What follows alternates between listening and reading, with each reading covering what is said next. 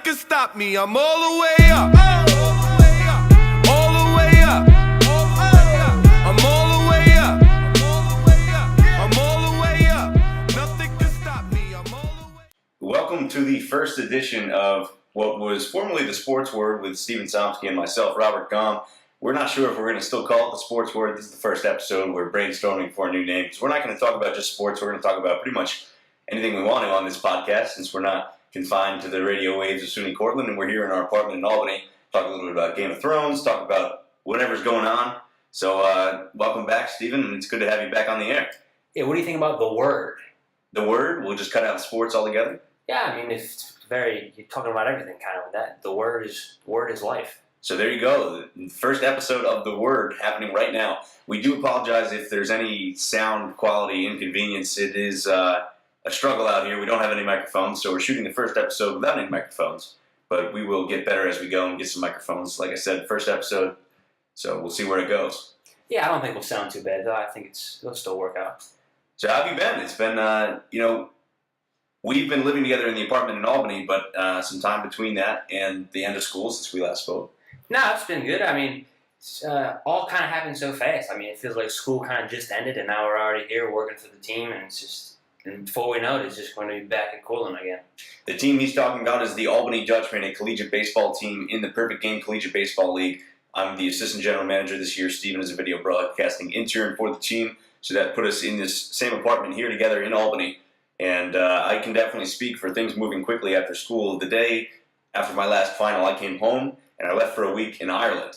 So that was a fun trip with my family, a little vacation. But as soon as I got back from Ireland, literally I landed, and I started making phone calls for the Dutchmen for all the time that I had missed while in Ireland. So things definitely started moving quickly as soon as I got back, and now we're into the heart of the PGCBL season that runs through June and July and the first week of August.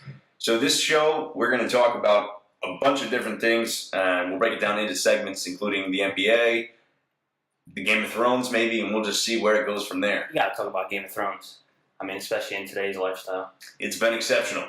So we'll head into the first segment, and we're going to talk about the NBA, the upcoming NBA draft, and the conclusion of the NBA Finals as LeBron's doing his victory tour through Cleveland.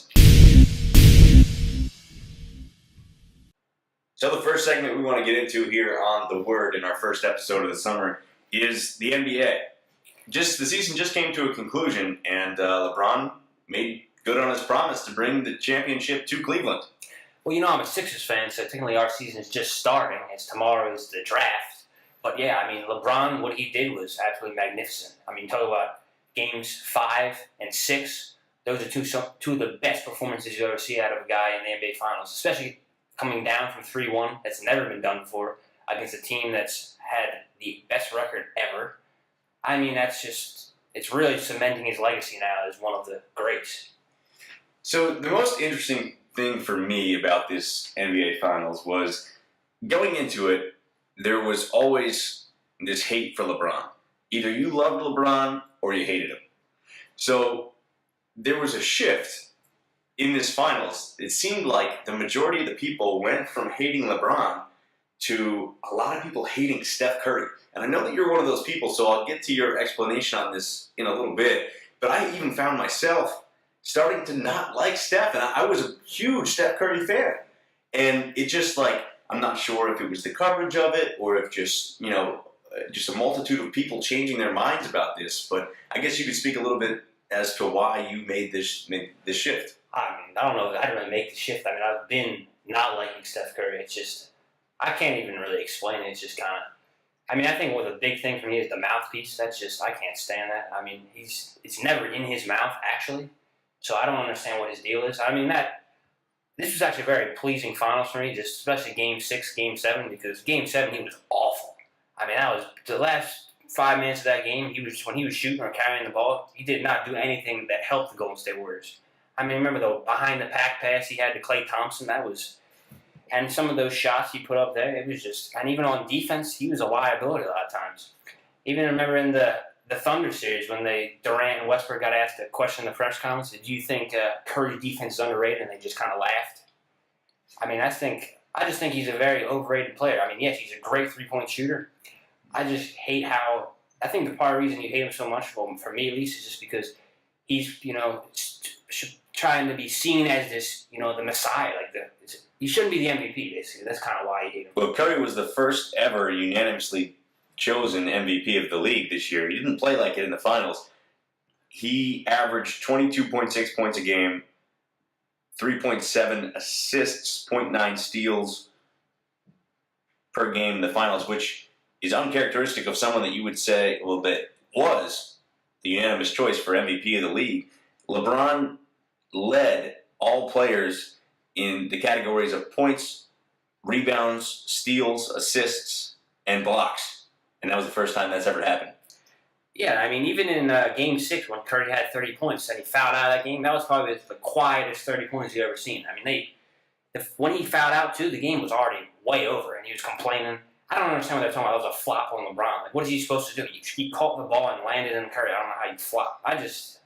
He's just so hateable. It's very easy to hate him, in my opinion.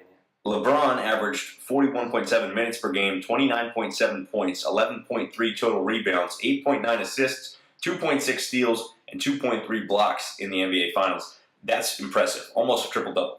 He's the MVP of the league as well as the Finals. I mean, maybe he didn't play as well in the regular season, which is understandable. He's saving himself for the Finals because he doesn't got to. The East was already a wash anyway. Even if they were the 2 or 3 seed, they still would have made it out of the East. It's not like he needed to be the 1 seed, even though they were. But still, it's just, you look at the performance he put on, how can you not say he's the MVP of the league? I know he didn't stats-wise, and I guess you have to give it to Curry in terms of that, but his finals performance and even playoff performance, I'd say you should just take the award away from him. It's not worth it. LeBron was definitely special, and it was even more special to see him make do on his promise to Cleveland. And that was all kind of wishy-washy, him, coming back from Miami, and he's going to bring the city a championship, and then he goes to the championship last year, doesn't do it, and then this year it did not look good, down 3-1. I thought they were finished. I think everybody did.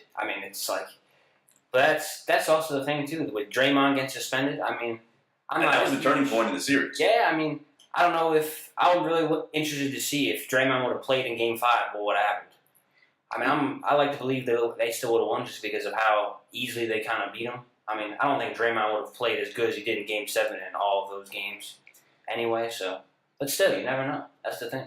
Lesson learned: you should never try and hit somebody in the nuts in an NBA Finals game and then get suspended. He did it once and kind of got away with it, so why not do it again? He should have been suspended in the Thunder series. I don't know. I think that was worse than what he did. You cannot say that was unintentional. Now, speaking of suspensions, Stephen Curry threw the mouthpiece in Game 6. I'm not saying that you can definitely suspend Steph Curry, but Udonis Haslem was suspended for throwing a mouthpiece earlier this season, but you can't suspend him into Game 7. But imagine the uproar that would have happened should he have been suspended. It wouldn't have been funny just to see that happen, just how the world would have been set on fire if he got suspended. But honestly, though, the way he played, it might have been better off without him. He looked, towards the end of the Game 7 there, it was almost like, why is he shooting? It was just like the ill-advised threes that's it makes you cringe from a basketball standpoint. That's what he's made his living off of, and that's what makes it so special. Everyone says, oh, don't shoot that, and then he drains it. But everyone's saying, oh, don't shoot that, and he was throwing up bricks. He was awful. Even the one layup he had a good shot. Look at a layup, and he missed it, and Draymond ended up bailing him out. Draymond was exceptional in Game 7 the first half. He was phenomenal. He was on pace to get the MVP for the whole series if the Warriors would have won, because of the game he was playing at the beginning of Game 7. Still got to give it to LeBron, even if the Warriors would have lost. Really? Just what he did, I think, is absurd. It was pretty crazy.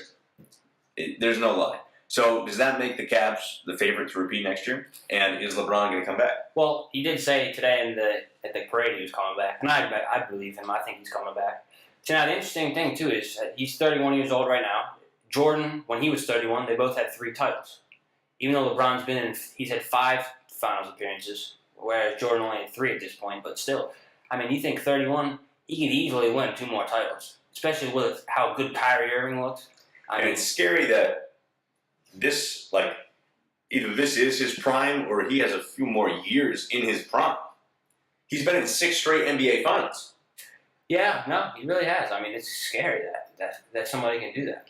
But and considering he was on two different teams too, I mean that's just how big of an impact he is. But I mean, to talk about his prime, I think his jump shot has definitely kind of faded a little bit, and especially this year. Even though Game 6 it looked a lot better, but Game 7 he really couldn't shoot at all. I mean, without that Kyrie Irving shot, who knows what would have happened. Well, it's interesting you say that because some people are arguing that Kyrie won them the championship, but with the numbers that LeBron put up, you can't give the MVP to anybody It's a else. series. I mean, maybe the MVP of that game, but like what he did in Games 5 and 6, they wouldn't have got there without that. Don't get me wrong, I'm not taking anything away from Kyrie's performance, but just like you said, how he was leading in every stat category, basically, it's like you kind of have to have him as the MVP. Even if the Warriors would have won. But no, back to real quick about Curry, you were saying. I mean, Klay Thompson, he looked better than Curry even throughout the whole playoffs, honestly. I would have rather him shooting a contested shot than what Curry was shooting because Klay probably would have made it. Honestly, the injury to Andrew Bogut is kind of overlooked. I think that definitely makes a big difference. You don't have Festus Ezeli playing as many minutes as he did in Game 7. Festus looked lost out there, and I think that Bogut was kind of the glue for that Warriors defense. I'm not a big Bogut guy, honestly. He's good defensively, but other than that, I feel like Kerr didn't play him as much anyway. It seemed like he'd always be playing McAdoo sometimes, and just they don't really want to go small. My problem was Harrison Barnes. I think he was awful. I think he's despicable. And he's going to get paid. That's absurd. Whoever pays him is just. I mean, he's going to get paid. I don't know how you can pay him. I mean, he turned down I think it was like a 5-year, $64 million deal this offseason from the Warriors. Right. If he gets more than that or that, I think that's robbery. Yeah, he was and he's not very good. I mean, he looks. Just no. Even because, like, if you're Cleveland, you're just letting him shoot because he'll hit a few in the beginning of the game, and then that. But once the game gets on and later into the game, he can't do anything. I was impressed with Richard Jefferson. I mean, he hasn't made a name for himself in the league since he was, since I was like 12, and he played some serious minutes for the Cavs. Yeah, good defender. I mean, he's kind of just a good scrapper, and it's what they needed. I liked Kevin Love. I thought in Game 7 he actually made a name for himself. Wasn't a total liability, especially even the very last play when he was covering Curry. And Curry shot that ball and he missed it. It was good defense on Love too. Love did play good defense. And he had a lot of rebounds. I would have liked to see him hit a few more threes maybe because he didn't look as himself at all in the playoffs though. Percent chance that Kevin Love wears a Cleveland Cavalier uniform next year? Well, I would say probably like 70% chance. Really? Because I think, not that other teams wouldn't want him, I just don't think there's going to be a good enough package that's going to have Cleveland to part ways with him. I mean, I think if a team wants him, you'd be absurd to give up like a really good package for him because I think you saw this year he's not really going to be that great. And he's already, how many years has he been in the league? Like, he's already kind of getting up there. It's not like he's young anymore.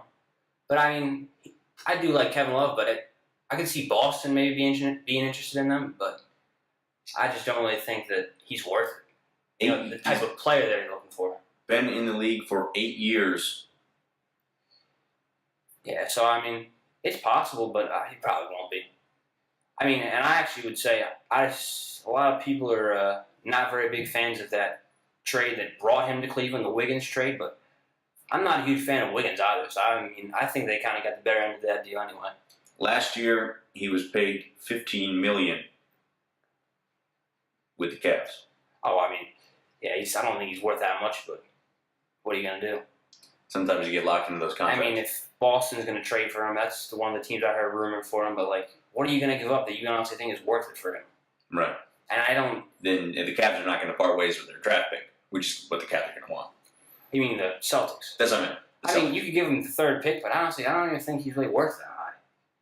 But at the same time, this year there's not really a great... After the first two picks, right. After Simmons and Ingram, there's not really a great jump off the board guy at 3. Well, I'll use that as a transition into the NBA draft. He said that the first two picks, they've been cemented. Both teams have told the player that they will be selected. So the 76ers have informed Ben Simmons that he will go number 1 overall. Well, I think supposedly they have, yeah. According to all the reports that we got today, and then Brandon Ingram to the Lakers. I don't know if they've told him, but that's who they would take if they don't have him trade the pick. They're not going to trade the pick unless there's like a crazy deal that happens. But yeah, I mean they're the two best players in the draft. You cannot take those guys. Because, I mean, after that, at 3, Boston, they've been kind of trying to trade that pick for a premier veteran. I mean, they've been rumored in trades with, like, Jimmy Butler, possibly with one of the Sixers' big men. I know they've tried to get a few other guys, too. I think Gordon Hayward from the Jazz, but I don't really think he's on the market. I mean, there's already been a few trades today, too. You look at Jeff Teague getting traded to Indiana in the 3-team deal, which sent George Hill to the Jazz, and I think is that what happened? I think the Hawks got the 12th pick, that's what it was, right? And George Hill went to the Jazz. And then obviously your Knicks got Derrick Rose. That's right, for Lopez, Grant, and Calderon. I love that trade. I mean, I think that's nice for the Knicks. If everything, even if it's a risk, obviously, because of Derrick Rose's injury. I mean, injury history, it's obviously a risk. But for what you're giving up, Calderon, who is mediocre at best, Robin Lopez is a backup center in the NBA. And Jerry Grant, did show some promise, but I mean, Derrick Rose was the youngest MVP this league has ever seen. So if there's any flash of what that was, great trade. Great trade, great. It's a great way to really bring interest back into the Knicks. I mean, you already kind of have your own big 3 with Melo, D. Rose, and Porzingis forever, how long you got them. Speaking of bringing interest, Dwight Howard said he might be interested in playing in New York. That the report just came across that maybe Joakim Noah would be interested after Robin Lopez left the team. Maybe because Joakim's a free agent now, the Knicks have upwards of $60 million in cap space to potentially sign a big market, free agent. Now, Noah, I think he'd be perfect. I mean, he's the type of guy that absolutely just a competitor. You know what I mean? And that's what the Knicks fans love. And also Dwight. I mean, he's kind of getting up there, but he's still got some good years left, and he's definitely still a premier center in the league. Yeah. But I would rather see Dwight go to a team, that's got a good chance of really contending. Well, you don't think if the Knicks have a healthy Derrick Rose, Kristaps Porzingis, Carmelo, and Dwight Howard, they're not a contender? No. I'm not a big Knicks fan. I've always said that the Knicks should be trading Carmelo. I think he's hurting them more than he helps them, really. I just don't think he's not really what you need. I mean, Porzingis is the guy that you need to build around, and I think Melo is kind of just in the way. Because all really Melo, I mean, he's a good scorer, but other than that, what's he really giving you at this point? Because he has to score pretty much with the ball in his own hands. He's not really going to be doing too much other than that. I'm interested to see what happens with Hornacek and the new offense. Well, not the new offense. They're going to run the triangle, but the new, personnel that he puts in his system. See what Phil Jackson maybe does, if he does anything. Yeah, I don't know what his deal is. I mean, he's one of the greatest coaches of all time, but not a very good front office guy. It just seems like he's not fully invested, and it's kind of impeding the whole process. It's almost like you'd rather have someone who's going to be giving 100% attention to it and could, focus more on it, because it's not really giving Hornacek or whoever else is there really enough say in the matter. Maybe, I don't know, but you never know. It's still early. I mean, Porzingis is only his second year, so it's definitely going to be a big year for the Knicks. Because after this year, you'll be able to really have a clear direction of where they're going. Right, and they get out of kind of the trouble that they got in with no first-round draft pick this year, and getting tied up in some of those trades that brought Bargnani here, and you kind of get away from that. Oh, yeah, Bargnani is just... But I mean... Can't say enough bad things about that. Noah and Howard, that would be two very nice additions to the team. That's definitely... Especially with $60 million in cap space. But I would definitely like to see the East, especially the teams like Boston, Knicks, the Sixers. I'm a Sixers fan, but... it'd be nice if they could be really, competitive again. That's what makes the East great because, I mean, for me at least, the Eastern Conference, back in the early 2000s when those teams were good, the good Knicks, Celtics, Pistons, that I could watch, the Pistons, that was cool. Right. And even the Pacers. So speaking of the draft, a couple Syracuse guys looking to go maybe early first round. Malachi Richardson has climbed up the draft boards, as well as Michael Benajay is in there. He's probably going to go late first round, early second round. We'll see where he falls. But Malachi, I've seen some places inside the top 15. I mean, that's impressive. I mean, I don't think most people really even expected him to enter the draft this year. Probably could have just stayed at Syracuse another year, even improved his game. But, I mean, the potential he showed from that Arizona game, I think it was. From the Virginia game. Right, Virginia game, I'm sorry. I mean, the second half of that Virginia game, he was unbelievable. I saw it in person, and it was unbelievable. That's the only words I can use to describe it. I mean, because especially in years like this when the prospects are so young, that's pretty much all you got to go off of is potential. Right. And I mean, he showed a lot of it in that game. Right. So there's definitely a few teams, whether it's the lottery or the late teens, that could definitely show interest. I know Memphis, I think, has been interested. Yep, Memphis. I saw one mock draft of him going to the Celtics, not at 3, at 16. The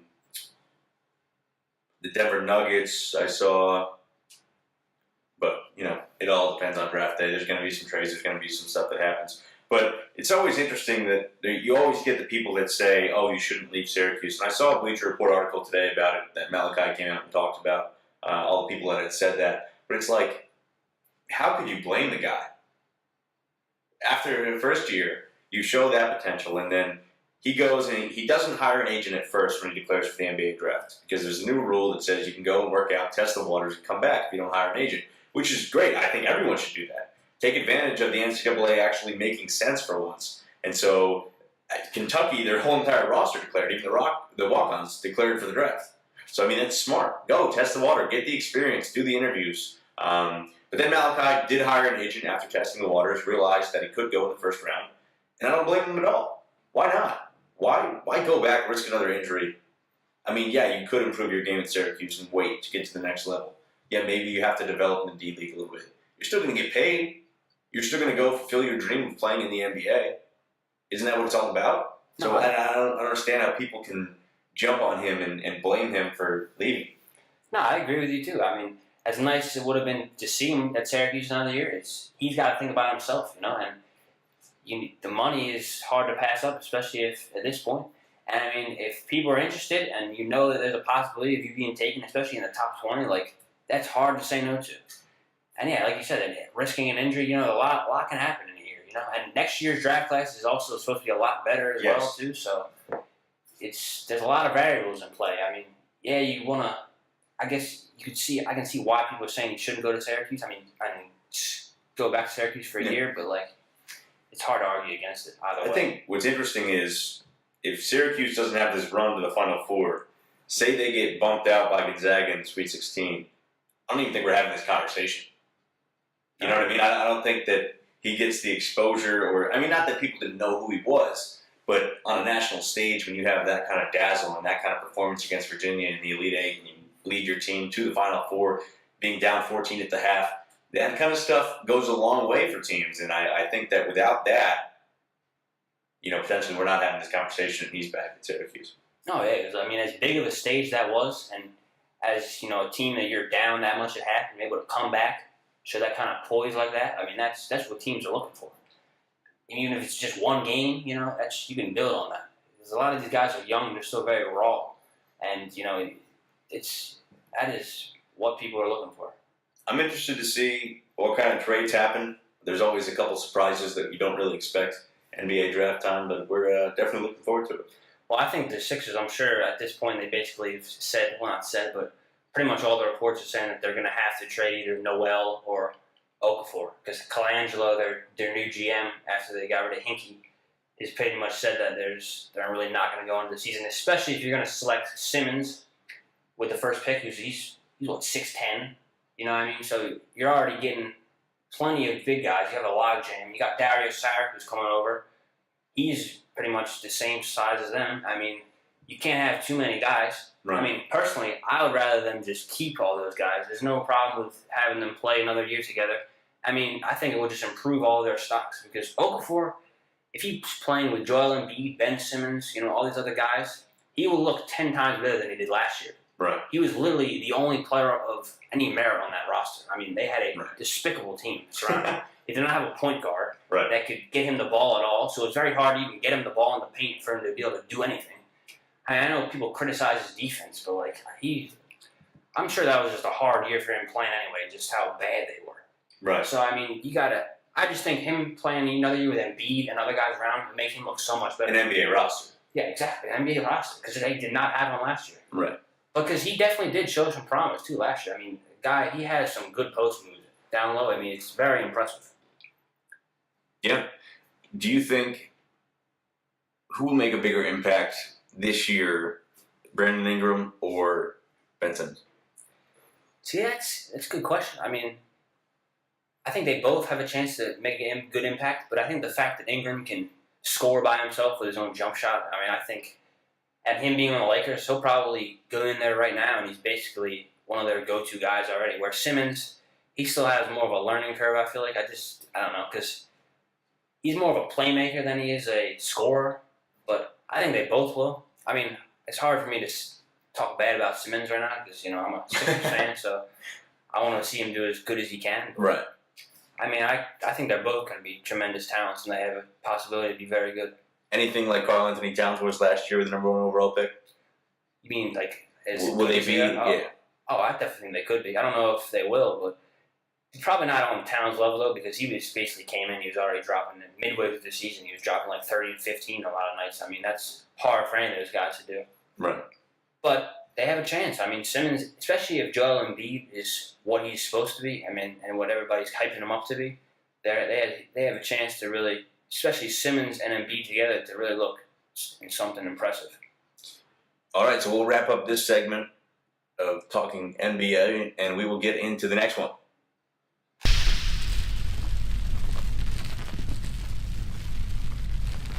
This segment, we want to talk about the Game of Thrones episode that just happened this past Sunday, the same night, Game 7 of the NBA Finals. So, first question, did you watch... I watched Game 7. You watched Game 7, okay. I did as well, and watched Game of Thrones the next morning, actually. I tried to watch it that night, but I had done a couple other things that night, so it wasn't... See, I was watching it that night, and as I turned it on, I was debating whether I wanted to watch it in the morning, but I said, I think this episode's going to be very good, so I ended up finishing it. I knew it was worth it. The Battle of the Bastards lived up to the hype. So that was the episode title. We'll give a spoiler alert right now, because if you haven't seen it, then stop listening, because we're going to talk about everything. We're going to unpack the episode. So it was really cool, that episode. You kind of know that episode 9 is always going to be pretty good. Historically, throughout Game of Thrones, it's either been episode 8 or episode 9 that's been really good. So episode 8 was a good episode, but it wasn't anything like we expected it would be. And this one definitely lived up to the hype. You had Daenerys Targaryen and Meereen being attacked by the Masters. And you also had Jon Snow mounting his attack against Winterfell. Against Ramsay. Who was occupying Winterfell, right. And Ramsay has become this enemy that everyone loves to hate, just like Joffrey was. He's just kind of trying to fill the shoes of Joffrey. See, I like him better than Joffrey. Because Joffrey was just... You just couldn't like him at all. He was just terrible. Well, you love to hate him. But at least Ramsay, you love to hate him, but, I kind of understood where he was coming from. He was just in a very crappy situation, and, the things he had to do, yeah, they were horrible, but, he really had no other choice, honestly. He was a bastard, and you really gotta kind of search for things in that life. For those that don't know, Ramsay killed his father, tortured Theon Greyjoy, killed his father just so that, and his father's son, so that there would be no claim to the North besides him. Not only did he torture him, he cut off his wee-wee, that is, with Theon. Yeah, he did. He did some chopping. Theon is just he's not even Theon anymore. Right. To stole his identity, but that was before that he even became not a bastard anymore. His father made him Ramsay Bolton, as opposed to Ramsay, I guess it would be Snow, because he's from the North. But he occupied Winterfell, which we knew as the home of the Starks when the series started. And they were always the Warden of the North. But then the whole Red Wedding thing happens, and then Ramsay and the Boltons kind of seized power in the North. But Jon Snow and Sansa have come to take it back. And coming into the episode, it was apparent that something was going to have to give because Jon Snow's army with Sansa was not big enough to beat Ramsay.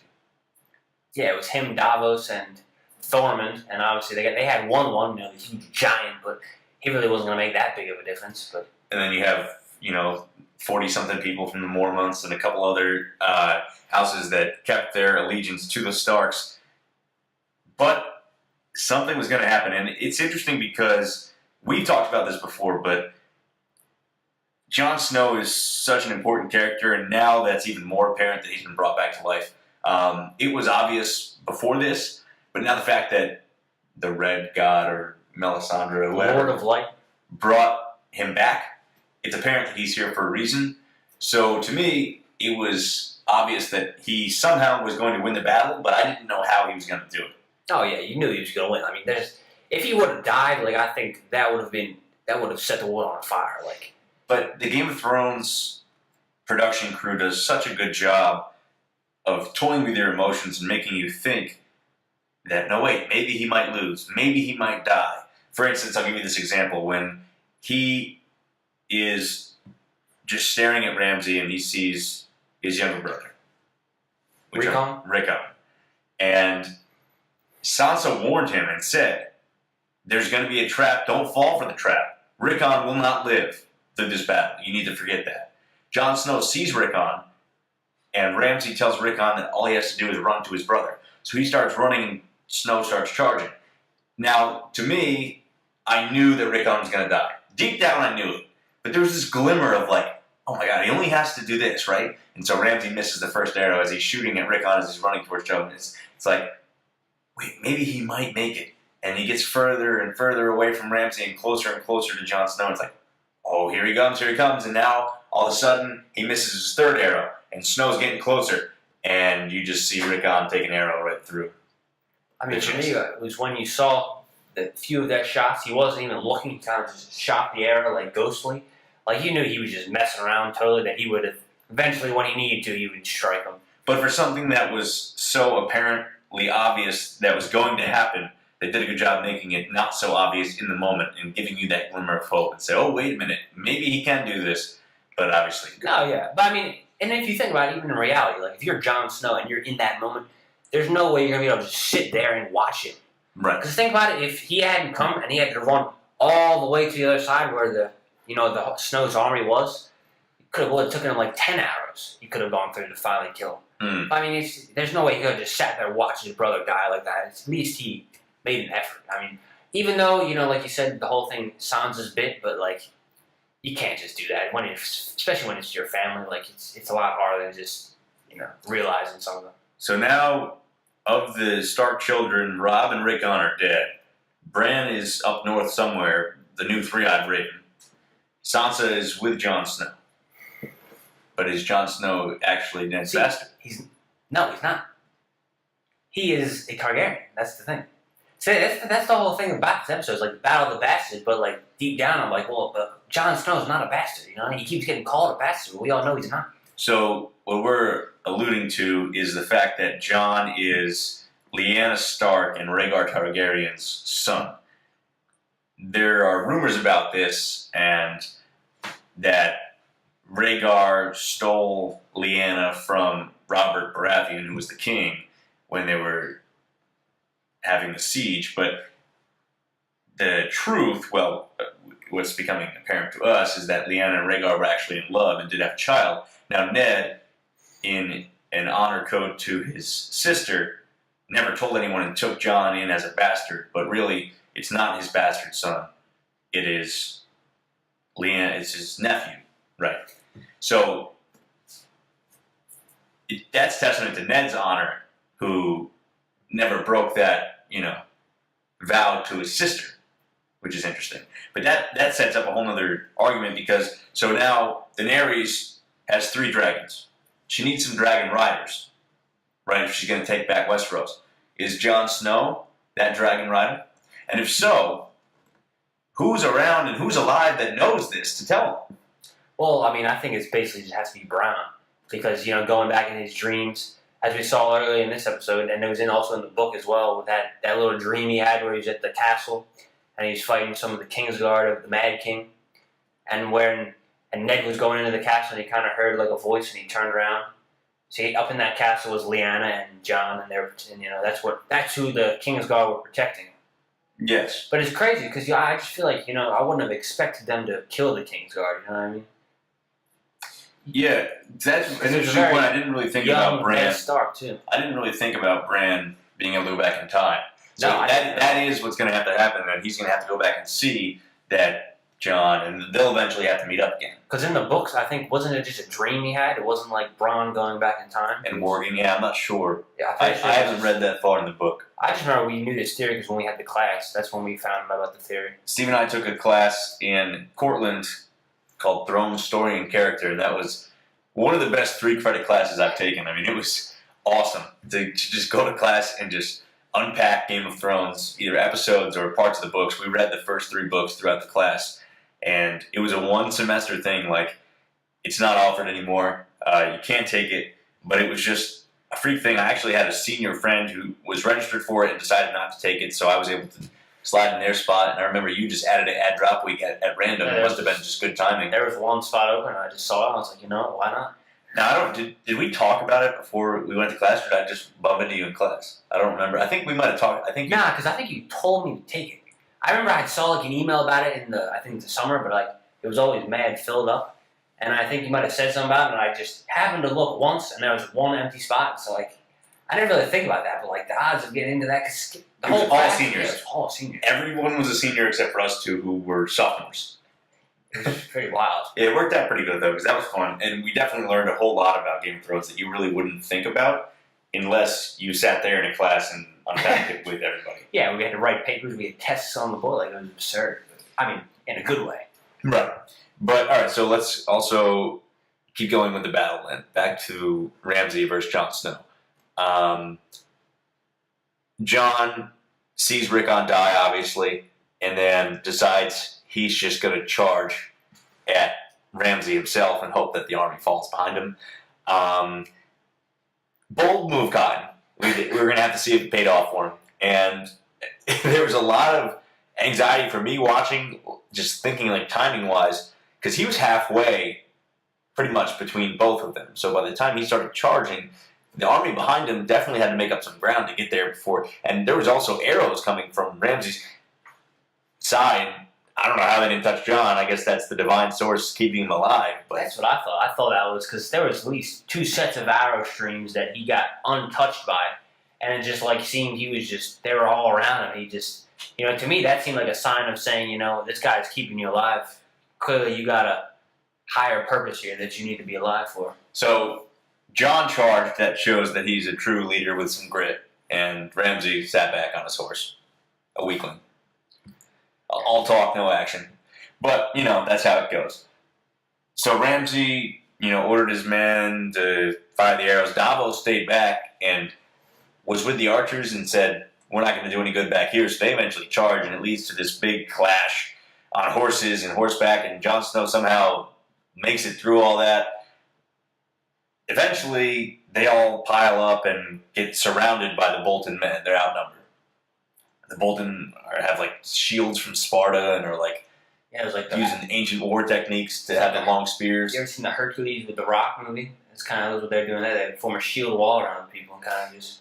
And when it looks like all hope is lost, Jon Snow gets knocked down and like is getting trampled, and he's struggling to breathe, and somehow he fights his way back to the top, and there's a huge pile of bodies. I don't know how that pile was so neatly organized, but all the bodies were in one pile. I guess that's where the 2 clashed, but they all piled up. Anyway, Jon Snow gets up, and when all hope is lost, all of a sudden you hear the horns shouting from House Aaron, come to save the day, Sansa, and Lord Peter Baelish, who you said is one of the biggest, schemers in this whole show. Oh, he is. Not one of. He is the biggest schemer. I mean, he's the ultimate chess player, Like you said, even, he always has to be on the winning side, and he's going to do whatever he can to, he's just a brilliant man. I mean, I don't like him. He's too much of a schemer for me. I respect the game. In that type of world, that's what you in the Game of Thrones, he's going to win, I think, eventually, somehow. I mean, he's already weaseled his way to House Aaron. He's got, what's the little kid's name? Lord Robert or something's ear. So he's got the Lord of the Vale's ear and can tell him whatever he wants to do. And he just keeps moving up in the world, which we've seen progressively throughout every season. But I mean, see, for me, the only problem I have with that episode is just if Jon Snow's supposed to be this kind of, higher power that he's brought back to life, it's just like, I would have liked to see him be able to just win that battle by himself, not actually need the help. I mean, what's so bad about him actually outmaneuvering Ramsay, even though he has a smaller force of men? That would have just been pretty cool to see, you know what I mean? And just actually have a hero be a hero for once, instead of being bailed out. So eventually, House Aaron comes in, breaks the line. Ramsay's soldiers are just defeated because they didn't expect to see that coming. Ramsay retreats to inside Winterfell, and the giant just freaking knocks down the door. Oh, yeah. That was awesome. Ramsey's like, oh, we could sit this out for a while. We got plenty of food, and 1-1 just Boom, boom, knocks down the door. In comes Jon Snow, beats the crap out of Ramsay Bolton. Doesn't kill him though. This is important. he should have though. Should have, but didn't, because obviously Sansa probably wanted that satisfaction. So Ramsay earlier in the episode had said he hadn't fed his dogs in 7 days. 7 days, so they were hungry. You know? He's used the dogs to kill people before, just puts them in there and feeds it to them. So Sansa has John tie Ramsay up in the dog kennel. Sansa comes in, exchanges a few words with Ramsay, and basically the dog comes out. Ramsay says, my hounds will not betray me. And Sansa said, you haven't fed them in 7 days. They're pretty hungry. And then the show ends with Ramsay getting his face eaten off by a dog. See, now you think if Ramsay was actually smart, he would have never left the walls, the confinement of Winterfell in the first place, and just would have had to try Jon and his army break in from the start. Right. I mean, why go out into the battlefield and do that in the first place? Keep your whole army in there. I mean, it would have been a lot easier to try to stop the giant if you got your whole army, inside the castle. But I think it was a pride thing. He knew that he could beat him in the open field, and that's all he had to do. He didn't anticipate Aaron coming. So if he was talking about pride, though, Jon was like, let's just fight me versus you, and he wouldn't do that either. That was funny when he goes, well, I've reconsidered. Now I'll fight you one-on-one. Yeah, well, I mean, at that point, he knew he was dead, so. So then the other side of the battle, then Daenerys and the Masters come back to try and reclaim Meereen. Daenerys had returned at the end of the last episode with her dragon to Tyrion Lannister and Missandei and Grey Worm, who have been running Meereen while in her absence. And they thought that they had worked out a deal with the Masters and that there was some peace and prosperity, and there wasn't. The Masters came back with a fleet of ships, and so 3 Masters came making demands, and Daenerys just pulled the ultimate Hoss move and said, "Nah, I'm gonna get on this dragon and start burning down your ships." I mean, once you see one ship starting to burn down, you're just like, that's it. I'm had enough. I'm out. So Daenerys, they killed 2 of the Masters. The other one is sent to say what happened when you tried to fight back against the Queen, and Daenerys wins that battle pretty easily. She didn't need any ulterior motives or forces or anything like that. But interesting, you have Asha Greyjoy and Theon Greyjoy who come to Daenerys. And Daenerys and Asha, they get along pretty well. That was interesting to see the dynamic between those two. Similar situations. Yeah, I mean, trying to be a queen in a place where it's all kings. So they make an agreement. They have, I forget, 100 or some couple hundred ships from the Iron Fleet. And they're trying to make the agreement before their uncle Euron, who just killed their father and took the throne, took the Iron Throne. Well, not the Iron Throne. Yes, I think it's, well, I don't know. I don't know what it's technically called. I forget. But the throne of the Iron Islands. And I think it's the Iron Throne. I don't know. It might be. We gotta look that up. But I mean, anyway, but he basically wants to kill them, Theon and Asha, as well. Right. They sent looking for them. They had escaped, which was fortunate for them, and they took the faithful to them. But it's going to be interesting to see what Daenerys does when Euron eventually goes and makes the offer. Well, I mean, she's at this point made a pact with them, so I mean, maybe she'll let Theon kill him right there. I don't really think she's about trying to marry somebody anyway. So right, she's fine. She's doing plenty fine by herself. I mean, she's already kind of got Dario Naharis if she wants it. This is true. So I mean, and Euron, it's not like he's gonna let a queen rule. He's like, look, if we get married, I'm gonna be the king. Right. You're the queen. Daenerys She's is not not about that. She's the mother of dragons break her chains. You know what I mean? You know what I'm saying? Jorah Mormont. That's going to be interesting to see what happens there. He's got the grayscale crawling up his arm and quick. See, I forgot about that. Yeah. Well, I mean, the way Daenerys said that to him, like, you have it's your duty to find the cure. He's going to be like, oh, all right, yes, ma'am. I don't know that he finds one though. The grayscale, that's something to play around with. I mean, I don't think he wants to become a stone man though. So. Well, we're going to steal from Pardon My Take right now, and I hope that we get a cease and desist on Twitter somewhere. But is Jorah Mormont hurt or injured? You say both? I'm going to go with... He's hurt because... I'm going to say he's injured. But he's hurt because Daenerys won't love him. But then he's injured because he's got this plague or whatever it is crawling up his body. Well, I'm going to go injured. I think the grayscale is definitely an injury. Going to put him out for a serious amount of time here. It's nothing that he could just wrap up and continue on without doing any further damage. So I'm going to go with an injury. Now, I'll spin that around. We're going to also steal another thing. Is Ramsay Bolton done or finished? I mean, he's not breathing, so he's finished. He's finished. Ramsay's finished. I mean, I think he was finished the second he was finished the second Lord Peter Baelish came up with Sansa and just... At that point, he was done. Yeah, he was finished when Jon Snow started, patting his face. See, that was the only thing I didn't get, though, is why would Sansa not say anything about that, you know what I mean? Because imagine if they knew that Lord Peter Baelish could have came in with all those Knights of the Vale, Jon Snow and all that, and they don't got to rush in for no reason and get half their, troops killed. It was just completely unnecessary. I just didn't understand that.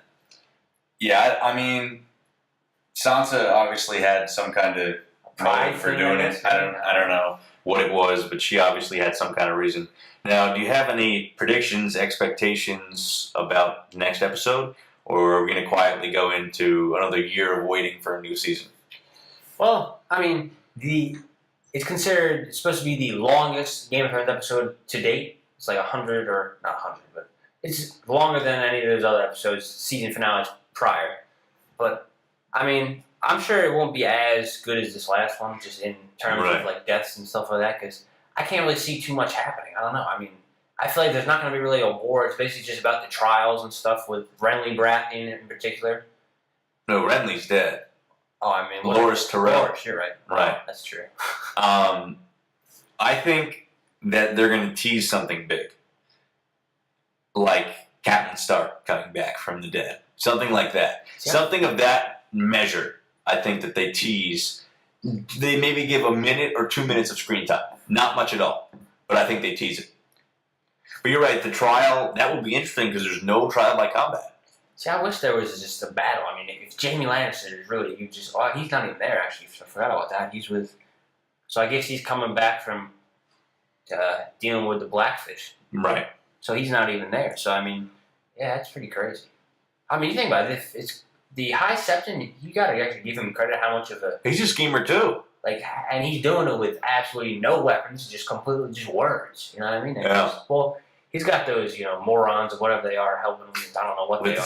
The circle and the 7 on their forehead. I don't know what's their deal, but he's, talk about having a power for wearing a robe. That's, Yeah, no shoes either. Respect. Yeah, that guy. I mean, he's definitely made some moves. There's no doubt about it. But still, if I'm Jaime Lannister, I don't know, even if Tom and when a few episodes ago when they were on the steps of the Baylor and Jaime was about to go attack them, and Tommen was like, look, he came out, we're having this pact. I would have been like, dude, I'm sorry, dude. You're just too incompetent, Tommen. He's too much of a kid. He doesn't realize what's going on and how much he's being played. Well, he is a child of incest, so, That's the other thing, too. If he doesn't realize if, these charges are brought on against Cersei and Jaime, whoever else, they realize, that... You're not the rightful king. You're not the rightful heir, so yeah. Who would they... Yeah, he might be screwing himself out of that. And he's not even realizing. Because if you look, trial by combat is, Cersei will have the mountain, who's he's not even, he's more than a mountain now, but Yeah, he's a beast. You're not beating him. I want to know who wins in a fight, the mountain or Harambe, the gorilla. You don't think it's too early for that? No, not too early, that's too soon. Well, I mean, I think the mountain just because it's you can't even know if Harambe would even be able to move him. I don't know. I feel like Harambe could give him the underwater drag and throw the mountain off. He's not pulling the mountain. You seen that thing? That is you thought the original mountain was big. That thing is just grown. I mean, he could take down Schwarzenegger in his prime. That's bold. Not even, dude. I mean, that thing is. Yeah, the mountain. Really, yeah, the mountain could do some damage. If there ever was a human tank, he is one. I mean, even the guy that plays him in real life, he is huge. His name's Thorn. Something like that. They don't gotta special effects any of that. They don't gotta enhance him. He's already that big. He competes in like the world's strongest man Oh, stuff. yeah, he is the world's strongest man. They're not messing around. It's interesting though that the Hound like kind of can compete with him. Well, I mean, he's his brother, you know. It's not like he's a total misfit. I mean, he's been fighting his whole life. Besides the fact when he got burned as a kid, I mean, I think he's had it out for him ever You could since. say that scarred him for life. That's a good reference. I never thought of that. But yeah. All right, that'll wrap up our Game of Thrones segment.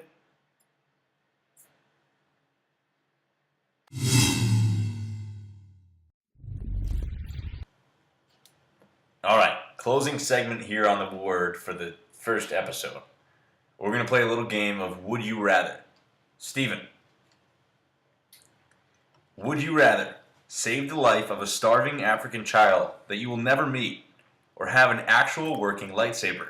I gotta go B. I mean, as, you know, self-centered as that might sound, if I got an actual working lightsaber, I can go into Africa and probably help all those people with that lightsaber by just killing all the refugees and, you know, all the, not the refugees, but, you know, all of the, what is the word? The warlords, I should be saying.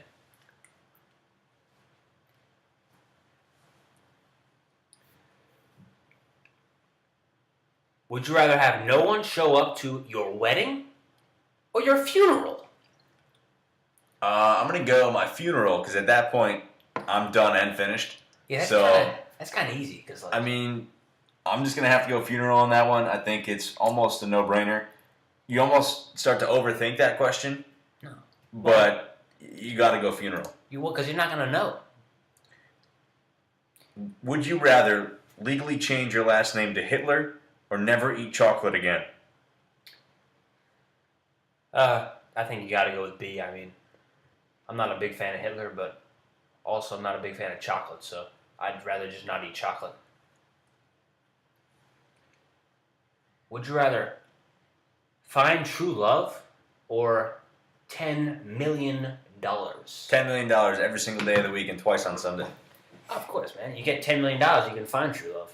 Even if it's fake love, I got $10 million in the pocket. Hard to argue with that.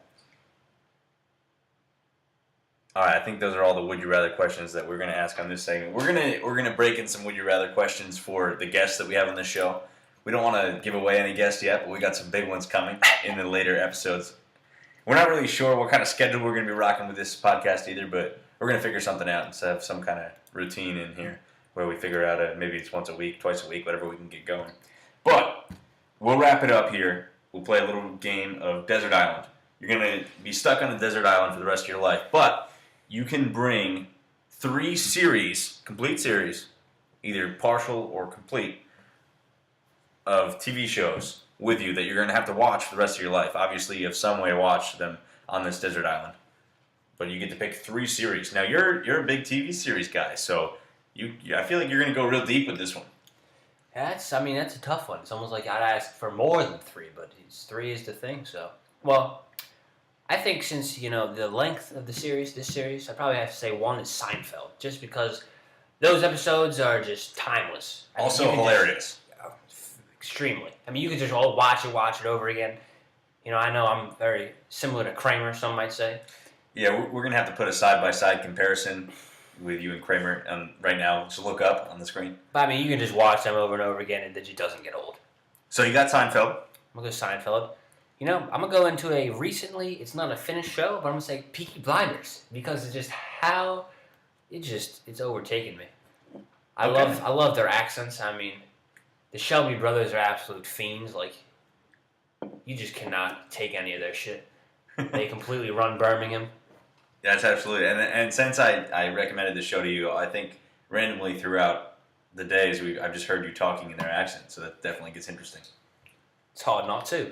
And then, you know, I think I have to, the third one, see, it's not even that these are my favorite shows, but I'd say 24. That is just, I don't know if you ever watched that, but I haven't seen the whole thing. I've seen Jack Bauer nobody beats Jack Bauer. I mean, Stuart Scott, in his SB speech, he even said his favorite show was 24. That's just one of the, Jack Bauer is just one of the most iconic characters on the face of this earth. All right, I'm going to go with Game of Thrones just because you could rewatch those episodes and find something new every single time. So I think that would be a cool one to have. I'm also going to go with Lost because I feel like that's practical for a desert island.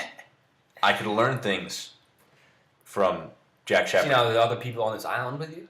I don't know. I mean, like, Lost might tell me that there's some people that I should watch out for, so I'm going to go with Lost. Third one, you just got to go classic here. I'm going to go The Office, just because, like Seinfeld, timeless. You can watch those anytime. I very much enjoy The Office, and I think that would pass my days, with some entertainment on this desert island. See, now, the only thing about Lost, I feel like if you watched it, it might have you thinking you're, like, not alive or something, or you never were on the island in the first place. You know what I mean? That could get interesting. Yeah.